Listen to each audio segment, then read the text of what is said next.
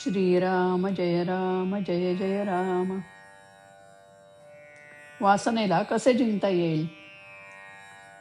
कितीही विद्वान पंडित जरी झाला तरी त्याला स्वतःला अनुभव आल्या वाचून ज्ञान सार्थकी लागले असे होत नाही.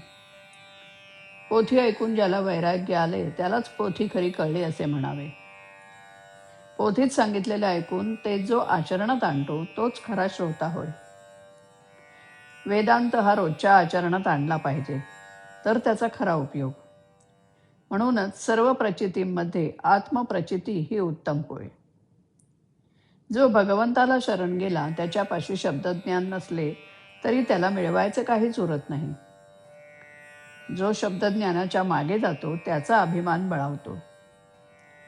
जो शब्दज्ञानी नसतो त्याला अभिमान नसेलच असं नाही. अज्ञानी माणसालाही अभिमान असतो, परंतु तो घालवणे सोपे असते. सद्गुरूला शरण जा म्हटले तर अज्ञानी माणूस मुकाट्याने शरण जाईल, त्याला शंका येणार नाही. काशीला जाणारे पुष्कळ रस्ते आहेत, पण कोणत्याही रस्त्याने जायचे तरी आपले घर सोडल्याशिवाय जाता येत नाही.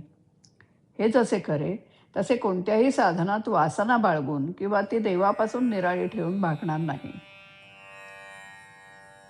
ती देवाची करायला, तिला मारायला देवाचे स्मरण पाहिजे. भगवंताचे होणे हे माझे या जन्मातले मुख्य काम आहे असे समजावे. मी भगवंताचा कसा होईल याचा सारखा रात्रंदिवस विचार करावा. मी दुसऱ्या कोणाचा नाही ही खात्री असली म्हणजे भगवंताचे होता येते. आपले मन वासनेच्या अधीन होऊन तात्पुरत्या सुखाच्या मागे गेल्यामुळे थप्पड खाऊन परत येते. लोक समजतात तितके वासनेला जिंकणे कठीण नाही. आपली वासना कुठे गुंतते हे पाहावे. आपल्या अंगातले रक्त काढून ते तपासून आपल्याला कोणता रोग झाला हे डॉक्टर पाहतात. त्याचप्रमाणे आपले चित्त कुठे गुंतले आहे हे आपण पाहावे. तो आपला रोग आहे. जी गोष्ट आपल्या हातात नाही तिच्याविषयी वासना करणे वेडेपणाचे आहे हे ध्यानात ठेवावे. म्हणूनच विचार आणि नाम यांनी वासनेला खात्रीने जिंकता येईल. मग आपले कर्तेपण आपोआप मरून जाईल. हिमालयावर ज्यावेळी आकाशातून बर्फ पडते त्यावेळी ते अगदी फुसफुशीत असते, पण ते पडल्यावर काही काळाने दगडापेक्षाही घट्ट बनते. त्याचप्रमाणे वासना ही सूक्ष्म आणि लवचिक आहे, पण आपण तिला देहबुद्धीने अगदी घट्ट बनवून टाकतो. मग ती काढणे फार कठीण जाते. भगवंताची वासना ही वासना होऊच शकत नाही. ज्याप्रमाणे कणिक अनेक वेळा चाळून गव्हाचे सत्व काढतात, त्याप्रमाणे विषयाची सर्व वासना नाहीशी झाल्यावर जी उरते ती भगवंताची वासना होय. वासना मारायला भगवंताचे अधिष्ठान हा एकच उपाय आहे. श्रीराम.